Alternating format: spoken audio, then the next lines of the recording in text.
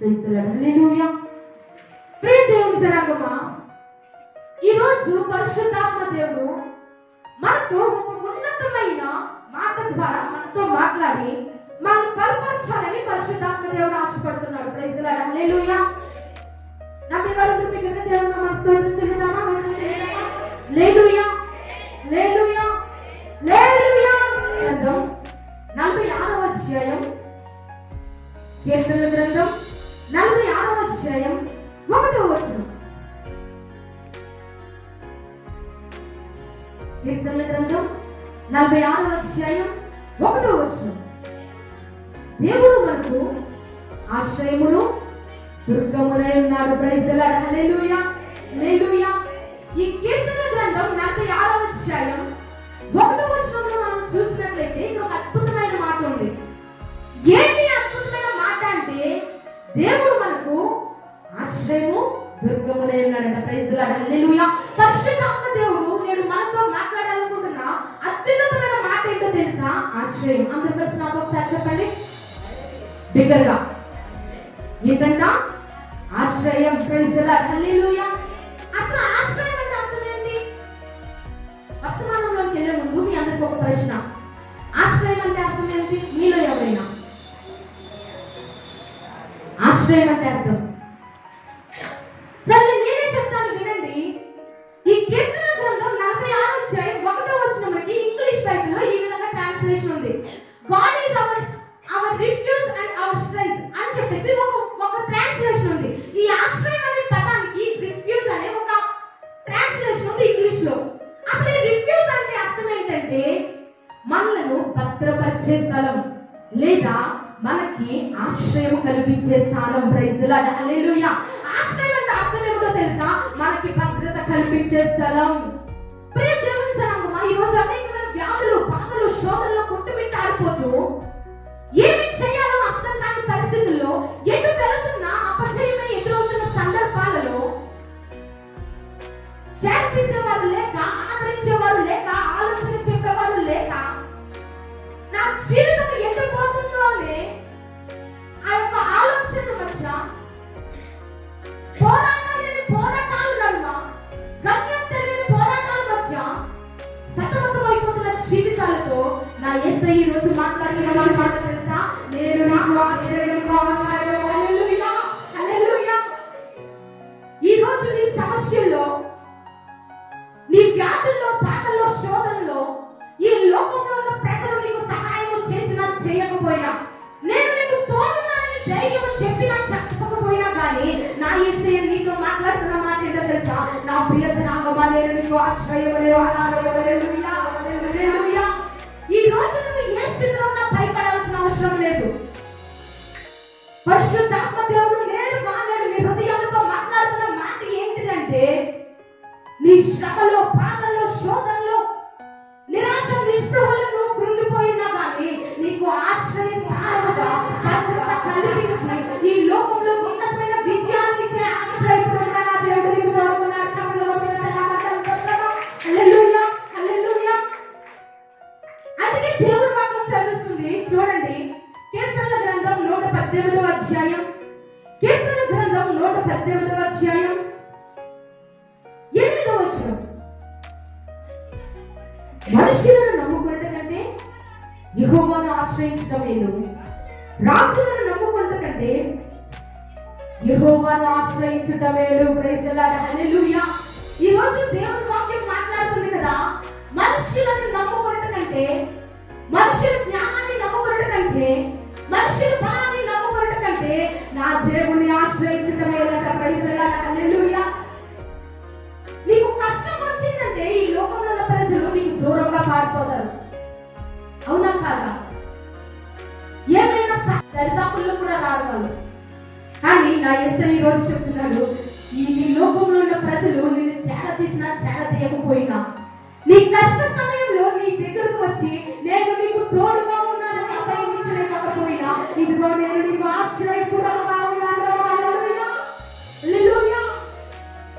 ప్రియ దేవుని జనాంగమా, ఈ రోజు ఈ మాట నీ హృదయానికి కావలసినది కనుక పరిశుద్ధాత్మ దేవుడు నీతో మాట్లాడుతున్నాడు. ఇప్పటి వరకు అపజయాల వైపు వెళ్తుందేమో నీ పయనం,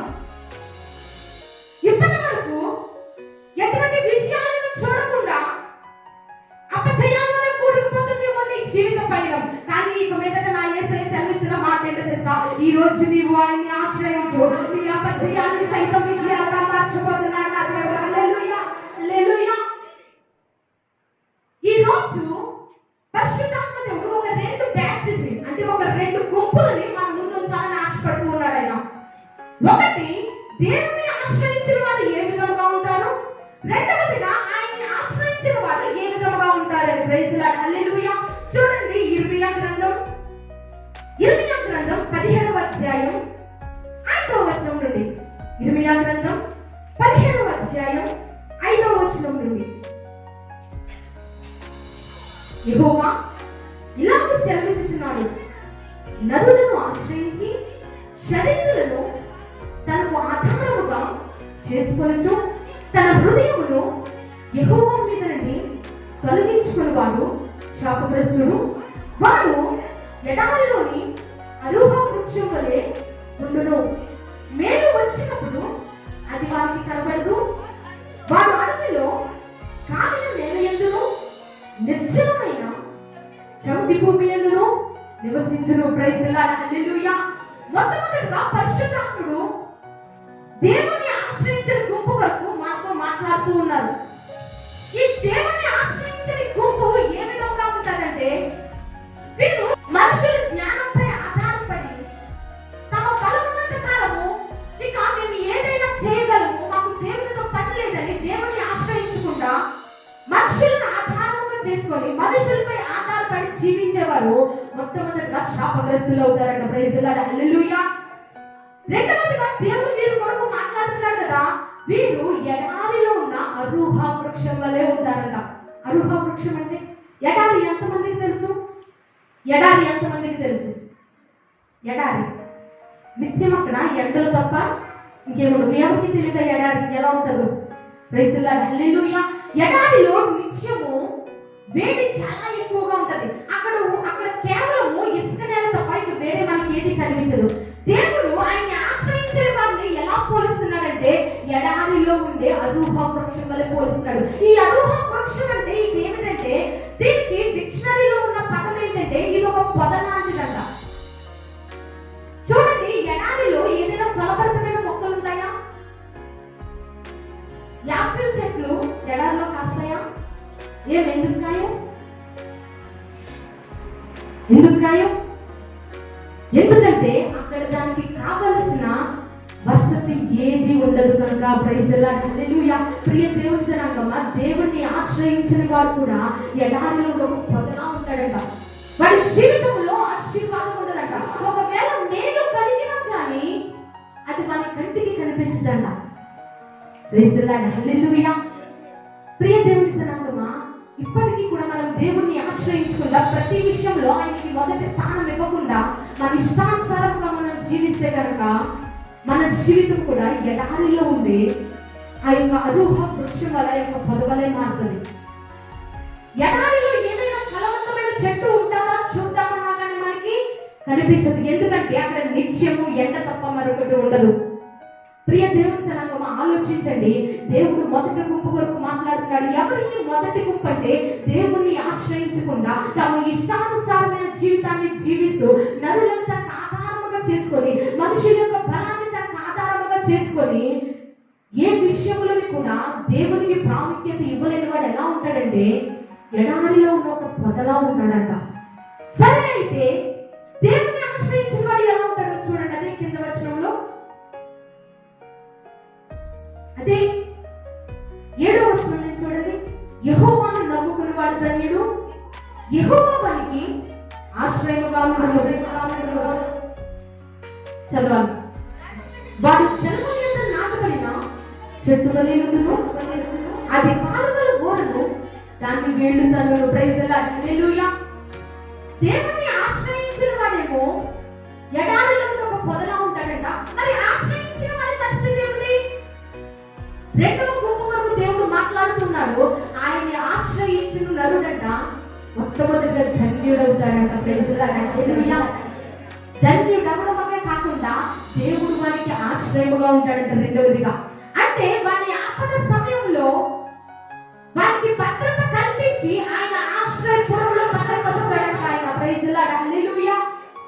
మొట్టమొదటిగా దేవుని ఆశ్రయించిన నరుడు ధన్యుడవుతాడంట. రెండవదిగా దేవుడే వారికి ఆశ్రయంగా ఉంటాడంట. మూడవది ఒక అద్భుతమైన మాట మాట్లాడుతున్నాడు దేవుడు. ఏంటది అంటే వాడు కాలువల యోరను నాటబడిన చెట్టు వలె ఉంటాడట. ప్రైజ్ ది లార్డ్, హల్లెలూయా. కాలువల యోరను నాటబడిన చెట్టు ఎంతమందికి తెలుసు? కాలువ యోరను నాటబడిన చెట్టు ఎవరికి తెలియదు? అయ్యో, ప్రైజ్ ది లార్డ్, హల్లెలూయా. చూడండి, కాలువ యోరను మొత్తం చెట్లే. హల్లెలూయా. ప్రియ దేవుని జనాంగమా, కాలువల యోరను నాటబడిన చెట్టుకి ఎటువంటి బెంగ బెదురు ఉండదు. ఎందుకు? అది కాలువల యోరన నాటబడింది కనుక. ప్రైజ్ ది లార్డ్, హల్లెలూయా, హల్లెలూయా.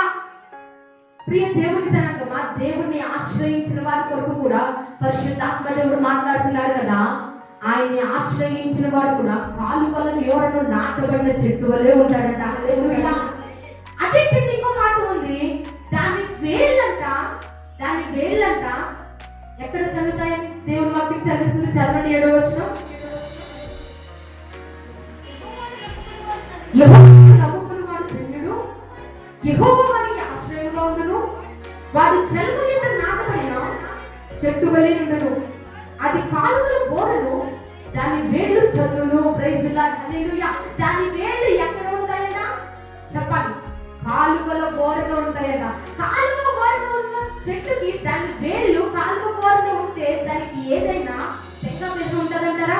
వేయకపోయినా కానీ అది నిత్యము ఫలిస్తూనే ఉంటది. ఎందుకంటే అది కాలువల యోరన నాటబడింది కనుక. ప్రైజ్ ది లార్డ్, హల్లెలూయా. ప్రియ దేవుని జనాంగమా, అదే వచనంలో కింద ఇంకో మాట మాట్లాడుతున్నాడు దేవుడు. వెట్ట కలిగినా కానీ భయపడదంట. వెట్ట అంటే ఎండ కలిగినా కానీ అది భయపడదంట. ఎందుకంటే దాని యొక్క వేర్లు కాలువల యోరన కలిగినాయంట. ప్రైజ్ ది లార్డ్, హల్లెలూయా. దేవుని ఆశ్రయించిన వాడు కూడా అంటే ఎటువంటి శ్రమ అయినా కూడా భయపడడు. ఎందుకంటే శ్రమ కాలంలో ఆశ్రయపురంలో దాచేయగా ఉన్నారు కనుక. హల్లెలూయా. ఈ కాలువల యోరన నాటబడిన చెట్టు ఎంత ఎండైనా కానీ భయపడదంట. ఎందుకు భయం? అది నాటబడింది కాలువల యోరనని, దానికి బెంగ బెదురు ఉండదంట. ప్రియ దేవుని జనాంగమా, దేవుడిని ఆశ్రయించేవాడు కూడా ఈ విధముగానే ఉంటాడంట. ఎటువంటి శ్రమ కలిగినా, ఎటువంటి బాధ కలిగినా, ఎటువంటి అపజయాలు ఎదురైనా సరే భయపడడంట. ఎందుకంటే తను ఆశ్రయించింది సర్వశక్తి కలిగిన దేవుని కనుక. హల్లెలూయా, హల్లెలూయా. దాని క్రింద ఇంకొక అద్భుతమైన మాట మాట్లాడుతున్నాడు దేవుడు. వెట్ట కలిగినా కూడా అది భయపడదంట. దాని ఆకు పచ్చగా ఉండును. వర్షము లేని సంవత్సరమున చింతనొందదు, కాపు మానదు. Praise the Lord, hallelujah. ఈ కాలువల యోరన నాటబడిన చెట్టు ఎలా ఉంటదంటే పరిస్థితి ఏదైనా కానీ భయపడదంట. ఎండ వచ్చినా భయపడదంట. దాని ఆకు ఎల్లప్పుడూ పచ్చగానే ఉంటుందంట. ఈ పచ్చదనము దేనికి సాదృశ్యంగా కనిపిస్తుందంటే ఆశీర్వాదానికి సాదృశ్యంగా కనిపిస్తుంది. ప్రైజ్ ది లార్డ్, హల్లెలూయా. ప్రియ దేవుని జనాంగమా, ఆశీర్వాదాల కొరకు మనం వెతుకుని వెళ్ళాల్సిన అవసరం లేదు. ఆశీర్వాదం కొరకు మనం పరితపించుకోవాల్సిన అవసరం లేదు. దేవుని ఆశ్రయించిన వాడు నిత్యము ఆశీర్వాదకరముగానే ఉంటాడు. హల్లెలూయా, హల్లెలూయా. ఈ రోజు పరిశుద్ధాత్మ దేవుడు ఈ మాటని హృదయానికి రావాలి కనుక ఆయన మాట్లాడుతూ ఉన్నాడు. ఈ రోజు నీకు ఆయన ఆశ్రయముగా ఉన్నాడు. ఆయన ఆశ్రయించిన వాడు నిత్యము కూడా కాలువల యోరన నాటబడిన చెట్టు వలె ఉంటాడంట. కాలువల యోరన నాటబడిన చెట్టుకు ఏ విధంగా వర్షం లేకపోయినా భయం ఉండదో ఆలోచించండి. ఒక రోజు పని లేకపోతే మరుసటి రోజు మనలో ఏం కలుగుతుంది చెప్పాలి? ఏం కలుగుతుంది? సరే, ఒక రోజు కాదు, ఇంకో 2వ రోజు పని లేదు, 3 రోజులు పని లేదు, 4 రోజులు పని లేదు, 5 రోజులు పని లేదు, వారం రోజులు పని లేదు. ఇక మనం ఎంత ఆనందమవుతుంది వారం గడిచిన తర్వాత చెప్పాలి గట్టిగా. భయం మొదలవుదా? కానీ ప్రియ దేవుని జనాంగమా, ఈ రోజు నా యేసయ్య సెలవిస్తున్న మాట ఏంటో తెలుసా? ఈ రోజు నా యేసయ్య సెలవిస్తున్న మాట ఏంటో తెలుసా? ఈ రోజు నీవు ఆయన్ని ఆశ్రయిస్తే నీకు పని లేకపోయినా కానీ నువ్వు సంతోషంగానే ఉంటావట. హల్లెలూయా. ఇది ఎలా సాధ్యం? దేవుని వాక్యం సెలవిస్తుంది. అడవిలో సింహం పిల్లలు లేమిగలవై ఆకలి కొనినా కానీ నన్ను ఆశ్రయించిన వారికి ఏ మేలు కొనువై ఉండదు.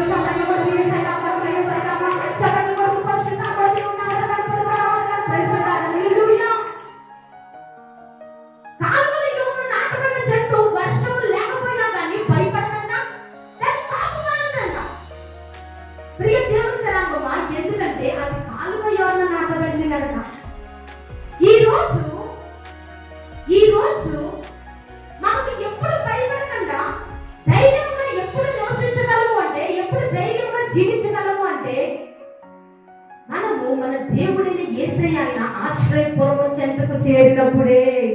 హల్లెలూయా, హల్లెలూయా. ఆశ్రయమైన దేవుడు మన పక్షాన లేకపోతే, ఆశ్రయమైన దేవుడు మన చేయి పట్టుకుని నడిపించకపోతే, ఆశ్రయమైన దేవుడు మనకు సహాయకుడుగా ఉండకపోతే, ప్రియ దేవుని జనాంగమా, మనకు ఈ లోకంలో ఏది సాధించలేము. ఈ లోకంలో విజయాన్ని సాధించాలన్నా లేదా ఆశీర్వాదాన్ని పొందాలన్నా ఆశ్రయపరమైన దేవుడు మన పక్షాన లేకపోతే ఏ కార్యం కూడా సాధించబడదు. హల్లెలూయా. ఆశ్రయపరమైన దేవుడు నీ పక్షాన ఉన్నాడనుకో, నీవు వస్తున్న ఆశీర్వాదాలు లెక్కలు పరిగెత్తుకుంటూ వస్తుంటాయి. హల్లెలూయా, హల్లెలూయా. మీకు ఒక చిన్న సాక్ష్యం చెప్పాలని ఆశపడుతున్నాను. మొన్న పంటలు వేశారు ముందుసారి. అప్పుడు విపరీతమైన తుఫాన్లు పట్టినాయి. ఎంతమంది తెలుసు? మనందరికీ తెలిసిన విషయం. చాలా మంది పంటలు నాశనం అయిపోయాయి. అవునా కాదా? దేవుని ఆశ్రయించిన వారి పరిస్థితి ఏ విధంగా ఉంటుందో మీతో చెప్పాలని ఆశపడుతున్నాను. ఒక ఇంట్లో అన్నదమ్ములిద్దరికి 2 పంట పొలాలు ఉన్నాయంట. నిజంగా జరిగిన సంఘటన ఇది. కోతకు వచ్చేసి అయితే ఒక పక్కన చూస్తే మేఘము తరుముకుంటూ వస్తుంది. ఆకాశం అంతా నల్లని కారు మేఘాలు కమ్మేస్తూ ఉన్నాయి. అయితే తమ్ముడు అన్నాడంట అన్నయ్యతోని, అన్నయ్య కారు మేఘాలు కమ్మేస్తున్నాయి, ఈ రోజు ఎలాగైనా మన కోత కోసేయాలి అన్నాడంట. వెంటనే ఈ అన్నయ్య అన్నాడంట, తమ్ముడు ఈ రోజు ఆదివారం కదా, విశ్రాంతి దినాన్న మనం ఏది చేయకూడదే అంటే, అన్నయ్య నువ్వు ఆదివారం దేవుడిని ఆలోచిస్తే ఈ చేతికి వచ్చిన పంట కాస్త చేయి జారిపోతుంది. రేపు పొద్దున మనకి అప్పు కట్టడానికి మనం డబ్బు ఇచ్చేవాడు ఎవరు ఉండడు. ఏదైనా కానీ ఇయ్యాలి కోసేయాలని అంటే వాళ్ళ వదిన గొప్ప బయటకు పరిగెత్తుకుని వచ్చి, మరిది గారు ఈ రోజుకి మీ చేను కోసుకోండి, ఆరాధన అయిన తర్వాత మేము రేపే వచ్చి చేను కోస్తామన్నారంట. ప్రియ దేవుని జనాంగమా, అక్కడ జరిగిన సంఘటన ఏంటంటే, తమ్ముడు వెళ్ళి పంట కోసేసేసి ఆ యొక్క గుణానికి అప్పగించాడట. మరుసటి రోజు దేవుని ఆరాధించుకొని శుభ్రంగా వీళ్ళు పని మానారా? దేవుని ఆరాధించమన్నారా? లేదు, వీళ్ళు పని మానలేదు. దేవుని సన్నిధికి చేరుకున్న కుటుంబము దేవుని ఆరాధించారు. ఎందుకంటే ఆశ్రయం ఉన్న దేవుని విలువ వారికి తెలుసు కనుక దేవుని మందిరాన్ని విడిచిపెట్టడానికి వారు సాహసించలేదు. అయితే వెంటనే వెళ్ళి మరుసటి రోజు పంట కోయడం ప్రారంభించారంట. మీరు పంట కోయడంతోనే వర్షం మొదలైందంట. ఆమె ఒకటే ప్రార్థన చేసినట్టు, తండ్రి నీవు నాకు ఆశ్రయంగా ఉన్నావు కదా, నేను సిగ్గుపడడానికి వీలు లేదు. నిన్ను ఆశ్రయించిన వారికి ఏ మేలు పొందువేయడదని వాగ్దానము చేత పట్టుకొని నేను నా పంట కోయడం మొదలు పెడుతున్నాను. ఈ సమస్త పనిని నా పక్షాన నీవు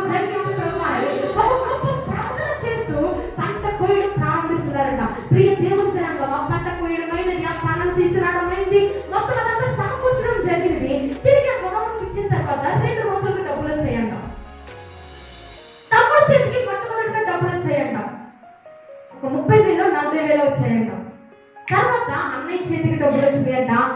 ఎప్పుడు చూడనంత విస్తారమైన పంట ఆ రోజు వారి పొలంలో పడిందంట. చెప్పండి, దేవుడు సుమారుగా 1,00,000 రూపాయలు లాభం అందులో మిగిలిందంట. ప్రైజ్ ది లార్డ్, హల్లెలూయా.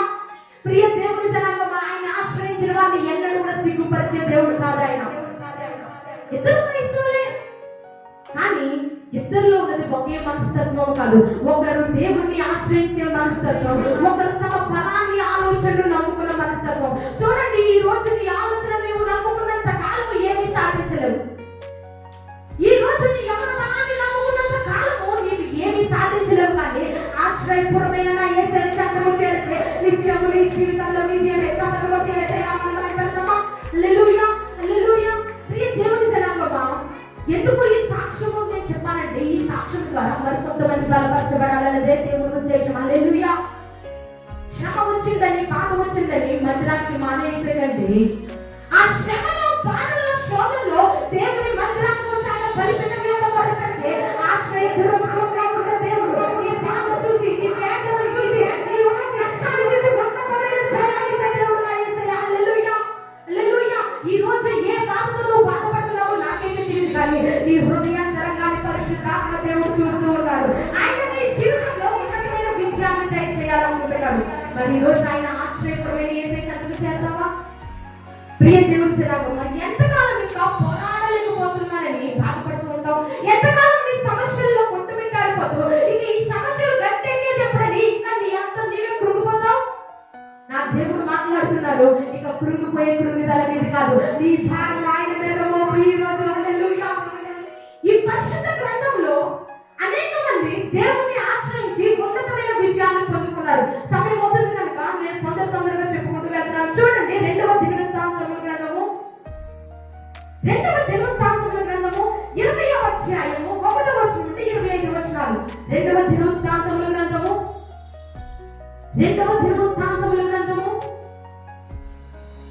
1వ వచనం నుండి.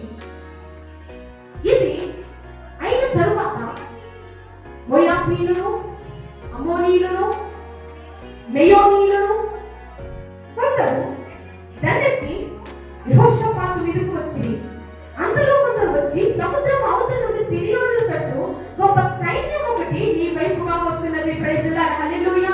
ప్రియ దేవుని జనాంగమా, చూడండి, సమయం అవుతుంది కనుక నేను తొందరగా చెప్పుకుంటూ వెళ్తున్నాను.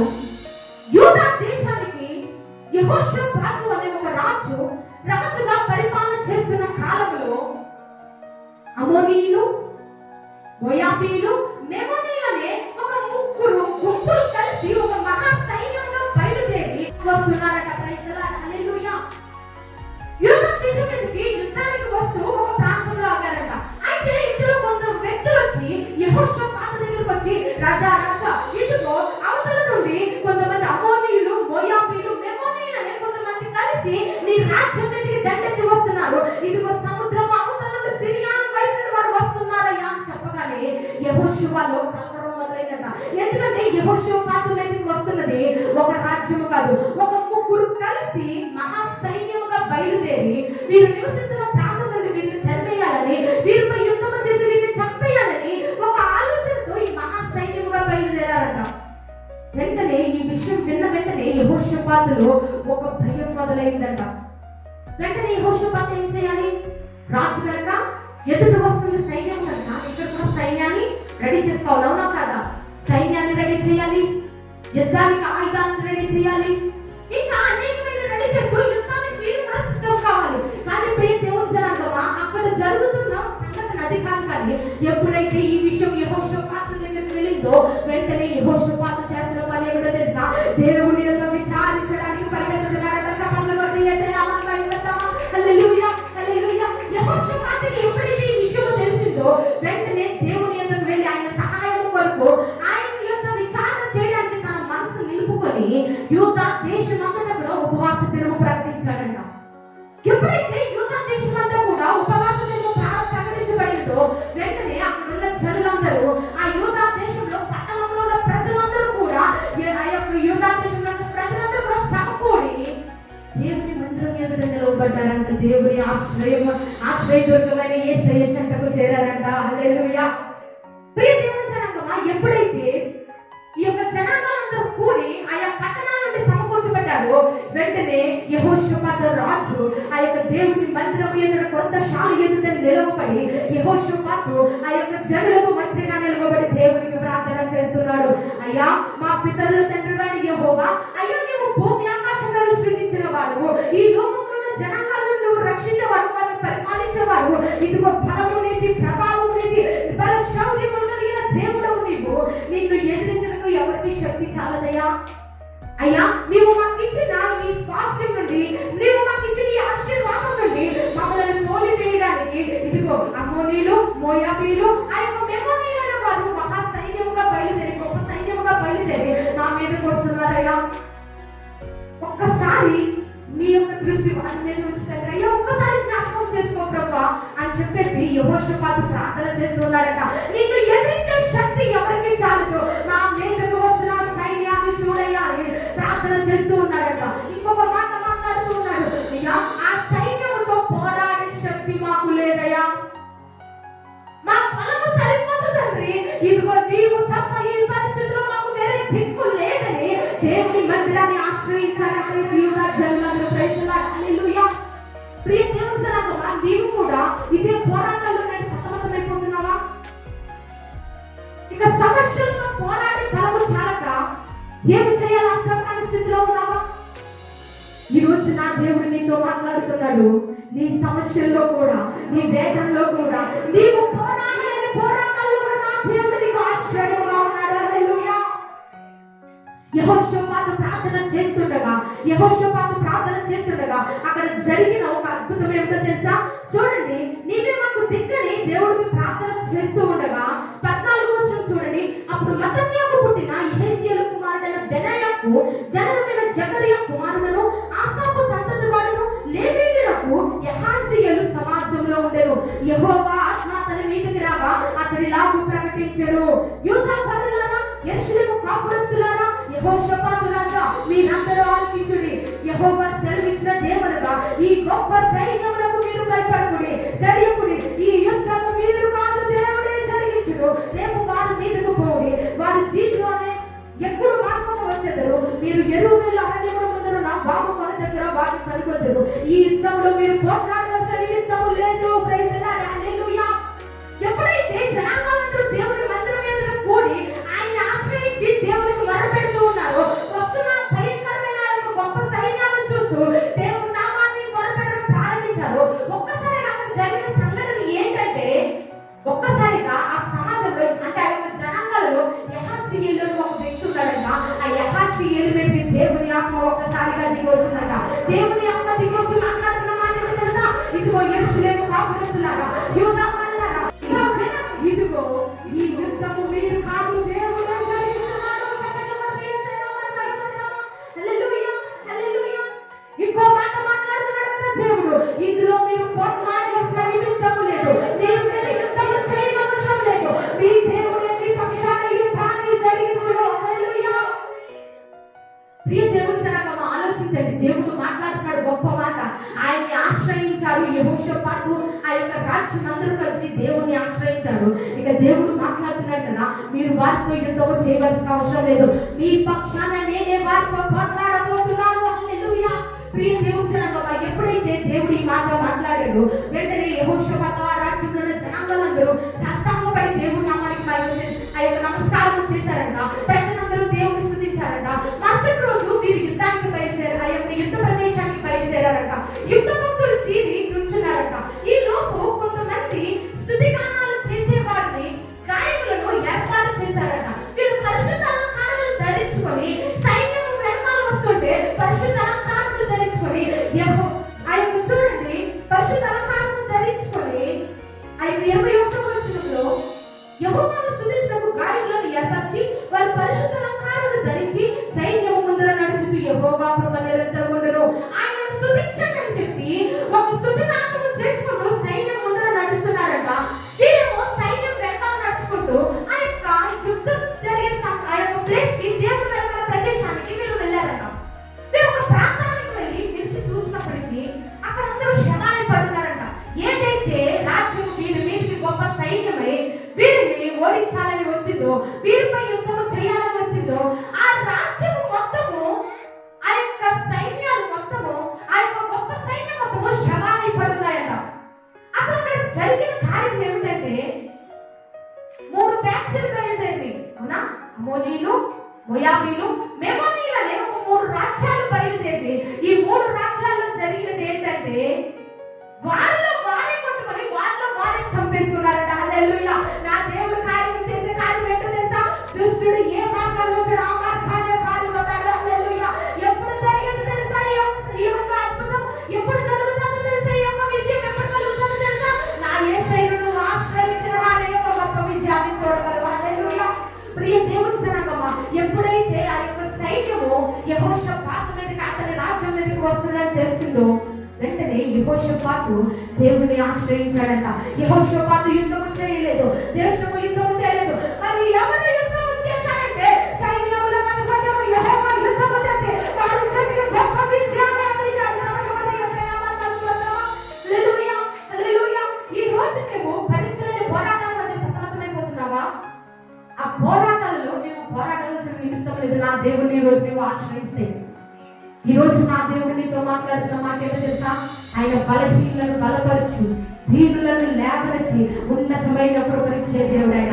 ఎప్పుడు ఈ కార్యము జరుగుతుందో తెలుసా? ఆశ్రయపురమైన నా దేవుని యొద్దకు నువ్వు చేరినప్పుడు. హల్లెలూయా. ఈ రోజు నువ్వు ఆయన్ని ఆశ్రయించి కాలుకల యోరను నాటబడ్డ చెట్టు వలె నిరంతరము కాపు కాస్తుని ఆకు పచ్చగా ఉంటూ నిరంతరం ఆయన కృపలో ముందుకు నడవాలన్నదే నా యేసే ఉద్దేశం. హల్లెలూయా. ప్రియ దేవుని సంగమా, ఒక్కసారి మోకరించి ప్రభువా, కాలువల వరకు నాటబడ్డ చెట్టు వలె నా జీవితం ఉండాలని నేను ఆశపడిన దేవుడు అయ్యా. అయ్యా, నిన్ను ఆశ్రయించుటకు తండ్రి అయ్యా వెనబాడుతున్నానేమో, నా బలాన్ని ఆధారం చేసుకున్నానేమో, నా శక్తిని ఆధారం చేసుకున్నానేమో, నా జ్ఞానాన్ని ఆధారం చేసుకున్నానేమో. అయ్యా, అలా కాకుండా ప్రభువా నీపై ఆనుకునే కృప నాకు దయచే ప్రభువా. మీరు వర్తమానం బట్టి బిడ్డగా కంఠస్వరాలు ఒక్కసారి అడుగుదామా? పరిశుద్ధాత్ముడు ఇచ్చిన కొద్ది సమయంలో చెప్పండి, మీకున్న పాత మొత్తం ఏసైతే చెప్పండి ఈరోజు. అయ్యా, నీవే నాకు ఆశ్రయమని ఏసైతే చెప్పండి ఈరోజు. మీరు అడిగిన వాటిలను దయచేసే దేవుడు ఆయన. చెప్పండి ఏసైతో మీ బాధ ఏంటో చెప్పండి. అయ్యా, నేను ఈ పోరాటాల మధ్య సతమతమైపోతున్నాను తండ్రి.